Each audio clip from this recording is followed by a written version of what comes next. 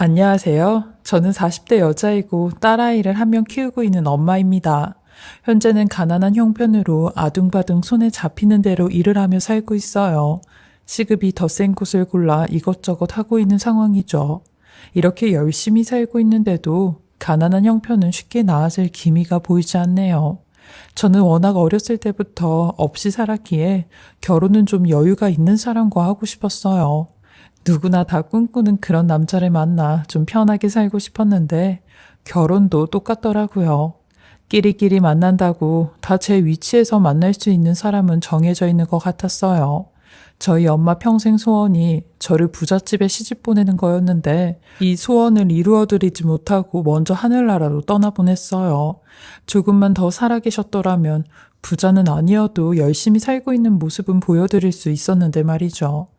누구나 다 그렇듯 엄마를 생각하면 저는 눈시울부터 붉어져요. 저희 엄마는 평생을 혼자서 저와 남동생을 키우셨거든요.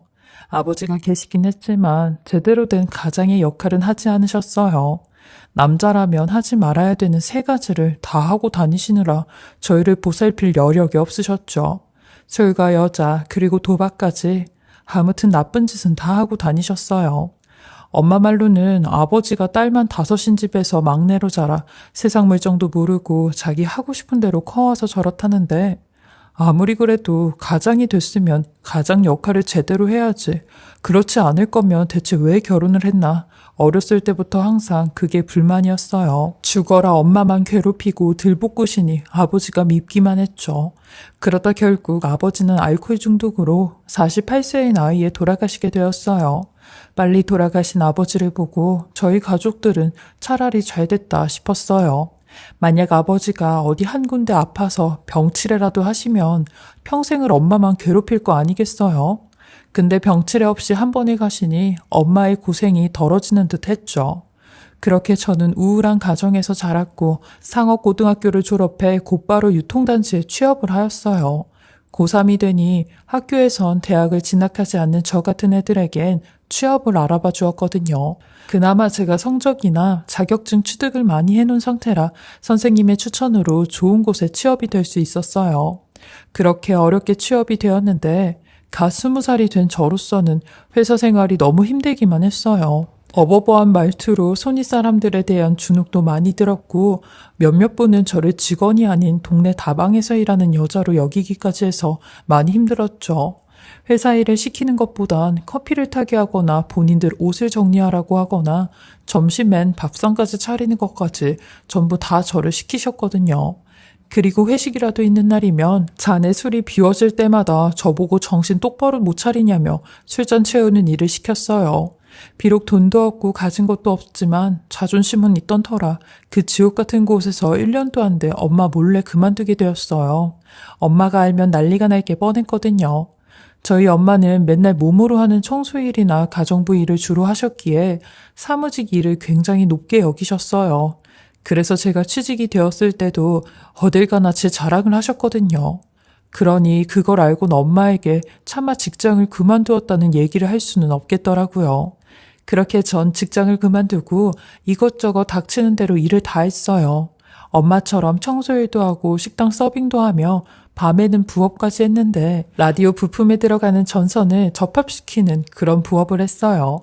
그리고 일거리를 갖다 주고 가지고 가는 배달부 남자와 눈이 맞았는데 그게 저희 남편이 되었죠. 남편은 저보다 2살이 많은 오빠였는데 남편도 그닥 평범하진 않은 사람이었어요. 저희 집과 정말 비슷한 사정을 가졌는데 그래서인지 말도 잘 통하고 서로 공감도 잘 되어 오랫동안 사랑을 키워나갔죠. 남편도 어머니와 단 둘이 살고 있다고 했는데 아버지는 살아계신다고 했어요. 근데 어렸을 때부터 난폭한 아버지의 횡포를 피해 어머니와 자주 도망을 다녔다고 하더라고요. 그리고 어느 순간부터 남편과 남편 어머니를 찾지 않으셨다는데 그때부턴 조금 편안하게 살았다고 했어요. 그리고 남편이 나이가 들면서 머리가 좀 크다 보니 이젠 아버지 정도는 맞서서 상대할 수 있다며 본인 어머니를 지켜줄 수 있다고 했죠. 남편은 본인 어머니를 정말 끔찍하게 여겼는데 저한테도 그렇게 끔찍하게 여겨주더라고요. 제가 직장에 잘린 걸 엄마한테 들켜서 내복바람으로 쫓겨났을 때도 남편은 저를 데리러 와주었고 제게 본인이 입고 있던 잠바까지 내어주었어요. 심지어 본인 집까지 데리고 가서 잠까지 재워줬는데 그때 처음 남편의 어머니인 지금의 시어머니를 만나게 된 날이었어요. 시어머니는 절 보자마자 반갑다며 추운데 얼른 들어오라고 제 손을 잡아주시는데 그 손이 얼마나 따뜻하고 감사한지 몰랐어요. 저를 이상하거나 나쁜 사람으로 보지 않으시고 원래 알던 사람처럼 똑같이 대해주시는데 어른이 그렇게 먼저 손을 내밀고 밝게 웃어주시니 저도 금방 마음이 열리고 더 가깝게 대할 수 있었던 것 같았죠. 심지어는 제가 민폐를 끼치는 상황인데도 그날 꿀잠을 잘 정도였으니까요. 시어머니는 뭐랄까 나이에 비해 굉장히 소녀 같은 감성을 지니신 분이셨어요. 이런 분이 어떻게 그런 남편을 만나 그 모진 세월을 겪으셨을까. 같은 여자로서 안쓰럽기도 했는데 시어머니를 겪어보니 알겠더라고요. 심성 자체가 굉장히 착하시고 여리셔서 그런 순수하고 소녀 같은 감성을 유지하고 계시는 것 같았어요. 게다가 시어머니께서 미용을 하시는 분이라 더 섬세하고 센시티브하신 것 같았죠. 제게 간혹 파마도 해주시고 새로운 기계가 들어오면 제일 처음으로 머리도 해주셨는데 이런 시어머니와의 관계 유지를 잘하며 남편과도 자그마치 5년이란 시간 동안 연애를 했어요. 워낙 저랑 남편은 서로 죽고 못 사는 사이고 서로 많이 사랑하는 사이라 주변 사람들도 저희에게 니넨 5년 동안 싸운 적은 있냐? 라는 질문을 참 많이 하셨죠. 근데 정말로 저희는 싸운 적이 별로 없었어요. 왜냐면 항상 남편이 성질 더러운 저를 다 이해해주고 다 받아주었거든요. 그래서 저 또한 이런 남편과의 결혼을 결심할 수 있었던 거고요. 비록 부자로는 못 살아도 행복하게는 살 수 있을 거란 확신이 들어 남편과 결혼을 하기로 했습니다. 그리고 엄마에게도 허락을 받으러 갔는데 엄마는 별로 남편을 달가워하진 않았지만 워낙 오랫동안 연애를 했고 서로 죽고 못 사는 모습을 두 눈으로 직접 보니 허락을 해주셨어요. 저는 좀 희한했던 게 친정엄마보단 시어머니가 더 편했고 시어머니와 더 잘 지냈어요. 그래서 결혼해서도 시어머니와 더 가깝게 살았는데 저희 친정엄마가 돌아가시면서 제가 더 시어머니를 의지했던 것 같아요. 시어머니는 엄마 장례 때도 3일 내내 저와 같이 있어주셨고 제 옆에서 절 많이 위로해 주셨죠. 저도 이런 시어머니의 사랑을 알기에 주말이면 시어머니 미용실에 가서 하루 종일 놀다 오기도 하고 일도 도와드리다 오곤 했어요. 이렇게 소소하게 사는 것도 나쁘지 않다 생각하던 때 저희 가족에게 엄청난 시련이 하나 닥쳤어요. 누군가 저희의 이런 행복을 질투라도 하듯 남편이 공사 현장에서 사고가 나버린 겁니다. 3층 높이에서 발을 헛디디다가 그대로 추락하게 되었는데 척추가 완전히 으스러지면서 머리 밑으로는 감각이 다 없어지게 된 거죠. 병원에서도 평생 이렇게 침대 생활을 해야 한다고 했는데 이땐 정말 눈앞이 깜깜하더라고요. 저와 시어머니는 어마어마한 병원비로 돈이 부족해 남편이 일했던 공사 현장을 찾아가 산재라도 좀 받아보려고 갔는데 담당 직원은 저희를 만날 생각도 안 했고 현장 직원들도 여자 둘이서 뭘 할 수 있겠냐고 혀만 끌끌 차댔어요. 아예 CR도 먹히지 않았죠. 저나 남편이 이런 하급 일을 하지 않았더라면 이렇게까지 무시를 당할까라는 생각에 제가 한없이 작아 보이더라고요. 이 모습을 지켜보는 시어머니도 그저 제게 미안하다는 말뿐이셨어요. 시어머니가 미안해 하실 게 전혀 없는데 말이에요. 사실 좀 막막하긴 했어요. 아직 남편은 40대이고 딸린 식구들이 있는데 그 짐을 다 제가 져야만 했으니까요. 남편 또한 본인이 아무것도 할 수 없다는 생각에 몇 번이나 스스로 목숨을 끊고 싶다고 했어요. 저는 이런 남편을 위해서라도 더 긍정적으로 더 밝게 사는 모습을 보여주고 싶었어요. 눈만 깜빡거리는 남편 앞에선 일부러 더 큰 소리로 웃고 이야기를 했어요. 그리곤 혼자 있을 때나 눈물을 훔쳤죠. 저희 시어머니는 제가 이렇게 사는 걸 아시곤 본인이 살고 계시던 15평짜리 빌라를 팔아 저희에게 돈을 주셨어요. 저는 이런 시어머니에게 같이 살자고도 제안을 했지만 시어머니는 니네 집도 방 2개에 한 개는 네 남편이 쓰는 환자용 침대로 방에 꽉 찼잖냐. 그리고 나머지 방은 너랑 아린이가 쓰는데 내가 어떻게 거기서 사냐. 서로 불편하지. 나는 그냥 월 20만 원짜리 고시원에 들어가서 살면 되니까 내 걱정 말고 이거 보태서 살아라.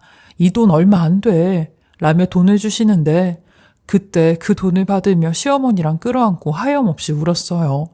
그렇게 저는 알바를 2개씩 하며 주말에도 일을 다녔어요.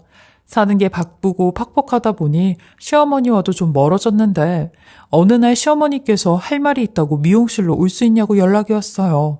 그래서 저도 일을 끝내고 시어머니 미용실로 갔죠. 근데 미용실에 가니 웬 선글라스까지 끼고 덩치가 산만한 남자 한 명이 노란 대봉투를 들고 시어머니와 화기애애하게 이야기를 하고 있더라고요. 그리곤 제게 시어머니가 그 남자분을 소개시켜주는데 아리네미야, 인사드려라. 여기는 강 사장님이라고 우리 가게 단골 손님인데 이분이 그 음반 제작자 맞죠, 강 사장님? 이라고 하시더니 곧이어 그 남자분이 예, 사장님. 음반 제작 맞아요. 제가 음반 제작하는 제작자 겸 프로듀서입니다. 다른 게 아니라 우리 황 사장님이 시어머니가 노래 솜씨가 보통이 아니시더라고요. 제가 머리를 하고 있는데 황 사장님이 부르시는 나훈아의 영영을 듣곤 깜짝 놀라서 앨범을 하나 내시는 게 어떠냐고 여쭈어봤더니 시어머님도 좋다고 하시더라고요. 이 가수가 처음에만 힘들지 나중에 곡 하나만 대박이 나면 무명이었던 사람들도 다들 돈방석에 앉는 거예요. 미용실 일은 잠깐 접어두시고 앨범 작업하고 여기저기로 홍보하고 지역 축제에서도 노래 부르고 하면 금방 유명세 탑니다. 어떻게 한번 진행해 볼까요? 라고 하는데 제게 명함이며 본인이 제작한 트로트 가수들까지 다 보여주는데 사기는 아닌 것 같았어요. 만약에 사기성이 있다면 제가 중간에서 하지 말라고 했죠. 근데 시어머니의 눈빛을 보니 너무 간절해 보이시고 너무 하고 싶어 하시는 듯한 얼굴이셨어요. 그래서 저는 시어머니와 단 둘이 진지하게 이야기를 해보았어요. 그러니 시어머니는 잘할 자신이 있다며 꼭 스타가 되지 않는다고 해도 꼭 돈방석에 앉지 않는다고 해도 평생 소원이었던 본인 음악을 하나 내고 싶다고 하는 겁니다. 그 제작자는 돈 500만 원만 내면 앨범을 만들어준다고 했대요. 좀 찝찝하긴 했지만 왜 부자들은 명품 가방 4,500만 원짜리도 그냥 턱턱 사잖아요. 그런 반면에 저희 시어머니는 그 500만 원짜리 앨범 갖는 게 평생 소원이었다고 하시니 그 말에 저도 알겠다고 해보시라고 했어요. 대신 그 강 사장이란 사람이 돈을 더 요구하면 그때는 거절을 하셔야 된다고 했죠. 그리고 저희 시어머니는 노래 5개가 수록된 앨범을 한 장 내시게 되었어요. 여기선 이름까지 밝힐 수 없으나 저희 시어머니는 트로트 가수로 쉽게 말해 데뷔를 하시게 되셨고 저는 시어머니의 1호 팬이 되었죠. 시어머니는 너무 행복해 하셨는데 저 또한 시어머니의 그런 모습을 결혼하고 처음 보는 것 같았어요. 15년 동안 시어머니를 봐왔지만 그런 모습은 정말 처음이었죠. 시어머니는 한동안 미용실 문을 닫고 밤낮으로 앨범을 홍보하러 다니셨어요.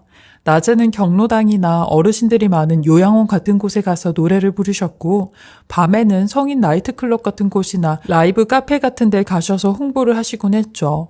비록 돈은 3만 원, 7만 원 이렇게 받으셨지만 그래도 행복하다고 하셨어요.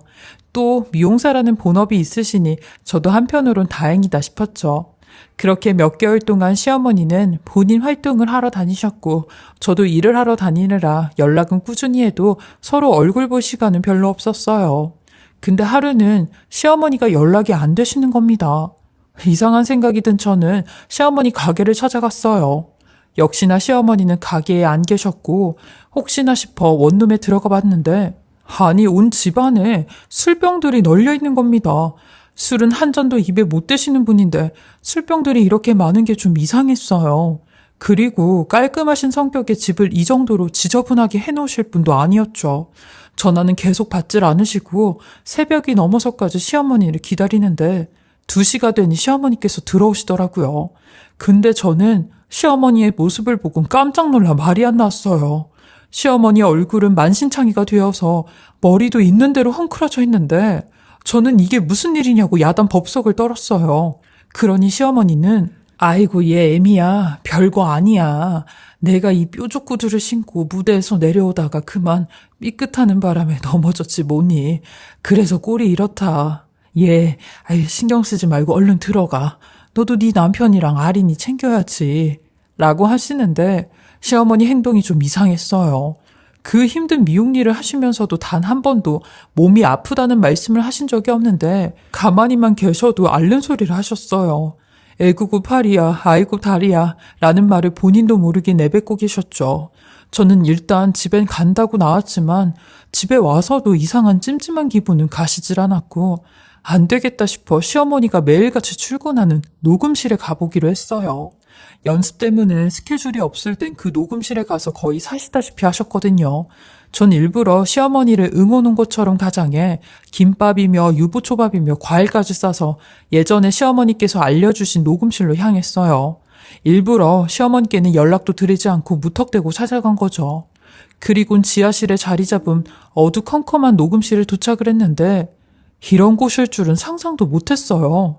왜냐면 시어머니께서 사진으로 보내주시는 녹음실 안은 사진으로 보기엔 깨끗해 보였거든요. 그리곤 한 걸음 한 걸음씩 내려가는데 세상에 지하실 계단부터 술병들이 가득 차 있는 겁니다. 여기가 녹음실인지 아님 주점인지 헷갈릴 정도로 말이죠. 그런데 그때 문 밖까지 들려오는 어떤 남자의 욕지거리와 고함 소리가 나기 시작하는 겁니다. 그리곤 곧이어 시어머니의 목소리까지 들려오는데 대충 소리만 들어도 저 안의 분위기가 보통 험악한 분위기가 아니라는 걸 알았고 이건 무슨 일이 생겨도 생긴 거다 싶어 문을 열고 들어가려고 하는데 마침 그곳에서 누군가 밖으로 나왔고 저랑 세게 부딪혔어요. 그리곤 일어나 그 사람을 보니 저희 시어머니였습니다. 시어머니는 제 모습을 보고 허겁지겁 얼른 나가라고 저를 일으키시는데 곧이어 그 안에서 어떤 처음 보는 남자가 씩씩거리며 저희 시어머니에게로 달겨들었고 저는 그 사람을 막아서며 당신 뭐야? 당신 뭔데 우리 어머님한테 지금 뭐 하는 거야? 라고 겁도 없이 그 남자를 있는 힘껏 밀쳐댔어요. 그러니 그 화살은 제가 아닌 저희 시어머니에게로 향했고 그 남자는 시어머니의 멱살을 잡으며 우리 어머님? 네가 시어머니도 됐냐? 야, 황말자. 너 많이 컸다. 네 며느리는 네가 어떤 사람인지 알기나 하냐? 네가 뭐 하던 여자인지는 아냐고 라는데 시어머니는 그 사람 앞에 무릎을 꿇으며 여보 제발 그만하세요. 제발 그만 좀 하세요. 얘 며느리는 아무것도 모르고 우리 태수도 아무것도 모르잖아요. 그러니까 내가 더 잘할 테니까 제발 아무 소리도 하지 마세요. 네? 라며 사정없이 비우기 시작하는데 시어머니의 멱살을 잡고 있던 그 남자는 몇 번씩이나 시어머니를 향해 손을 들었다 놨다를 반복했고 다 얘기를 할 거라며 사악한 웃음을 보이는데 그 사람은 바로 시어머니를 한평생 괴롭혀온 남편의 아버지, 제 시아버지였습니다. 저는 그 순간부터 완전히 정신이 나가 있었고 대체 이 둘이 어떻게 만났는지 왜 여기에 있는지 그리고 시아버지라는 저 남자는 뭘 말하려고 하는 건지 그야말로 멘붕인 상태였어요. 시어머니는 그 상황에서도 저를 떠밀며 얼른 나가라고 하시는데 저도 시어머니의 말에 무작정 밖으로 나왔고 그 안에서 시어머니를 구하지 못한 채 앞만 보고 도망을 쳤어요. 그 순간 너무 무섭더라고요. 그리고 곧이어 시어머니가 뒤따라 나오시는데 슬리퍼만 신고 도망을 친 시어머니의 모습을 보니 말이 안 나왔어요. 그리고 자세히 보니 시어머니의 온 몸은 얼룩덜룩한 상처로 가득 차 있었어요. 이렇게 평생을 당하고 사시다가 도망을 치셨는데 또 이런 굴레에 들어가신 것 같았죠. 저는 그런 시어머니에게 윗옷을 걸쳐드리며 대체 무슨 일이 있으셨던 거냐고 물어봤어요. 그러니 시어머니는 몸을 벌벌 떠시며 내가 앨범을 내고 이곳저곳으로 홍보를 하러 노래를 부르러 다녔지 않니? 근데 밤무대에서 노래를 하고 있었는데 거기서 네 시아버지를 만나게 된 거야. 그리고 그때부터 틈만 나면 나를 찾아오고 나를 감시하고 나중엔 또 손을 올리기 시작했는데 내가 신고를 하고 싶어도 너랑 내 아들한테 말하지 못한 내 과거 때문에 그걸 계속 빌미 삼아서 신고를 못하게 했던 거야. 라며 눈물을 흘리시는데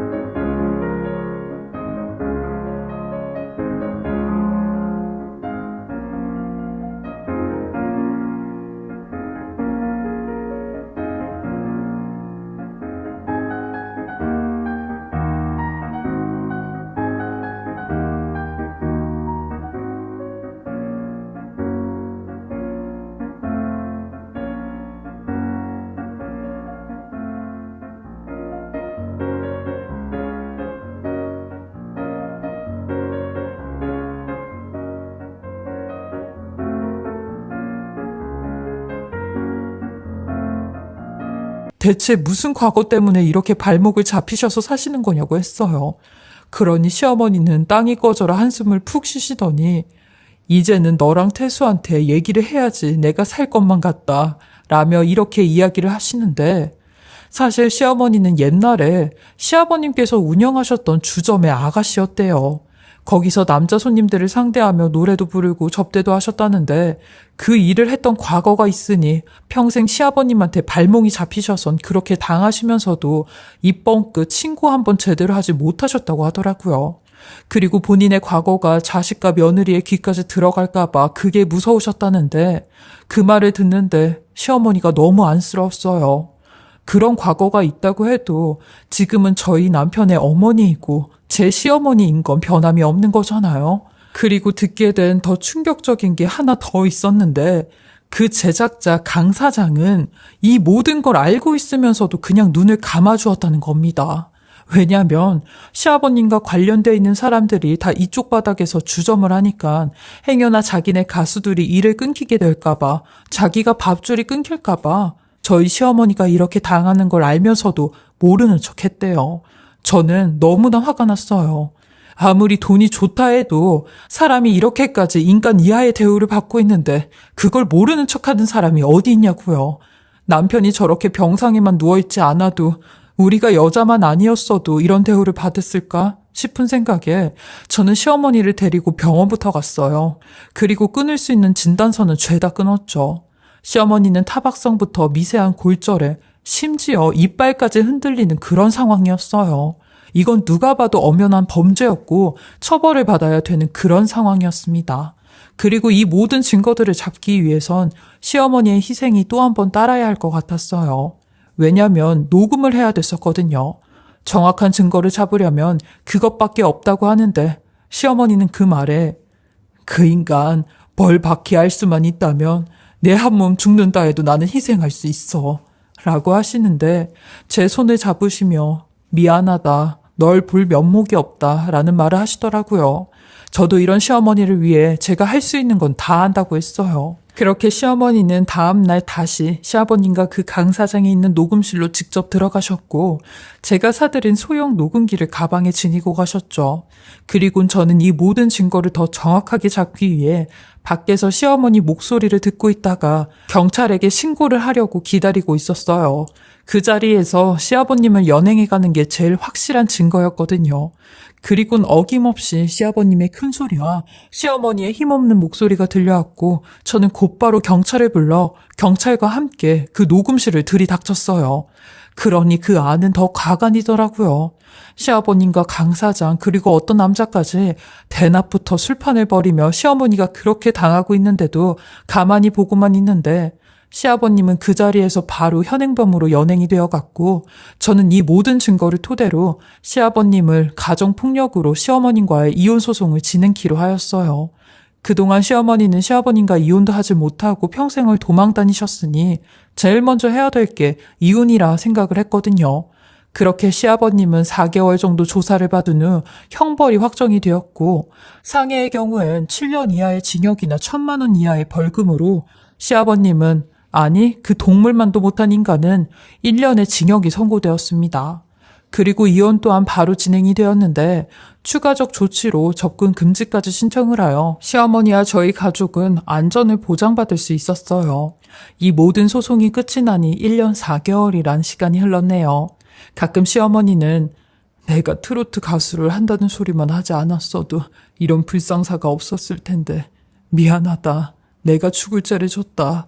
라는 말을 하시지만 전 시어머니가 이런 말을 하실 때마다 어머님 무슨 말을 그렇게 하세요. 되려 어머님께서 트로트 가수 하시게 되면서 그 사람으로부터 벗어날 수 있으신 거예요. 그거 아니면 어머님께서는 항상 지옥 속에 사셨을 거 아니에요. 아주 잘하신 일이에요. 라며 시어머니의 마음의 짐을 덜어드리고 있는 중입니다. 이 일로 저희 가족은 다른 곳으로 이사를 가 새롭게 터를 잡고 살고 있어요. 저희 시어머니도 예전에 하셨던 미용 일을 계속하시며 지금은 주말이나 어버이날 그리고 명절날마다 요양원이나 경로당으로 노래봉사를 나가시고 있으세요. 어머님께서 노래를 부르실 때가 가장 행복해 보이시는 건 여전하시고요. 저 또한 어머님의 매니저이자 팬으로 항상 응원을 하고 있습니다. 인생이 끝날 때까지 저희 가족, 남편과 딸, 그리고 시어머니와 함께 행복하게 열심히 살겠습니다. 많이 응원해 주시고요. 제 이야기 들어주신 모든 분들도 항상 행복하시고 서로 사랑하며 사셨으면 좋겠습니다. 제 이야기 들어주시고 읽어주셔서 감사합니다.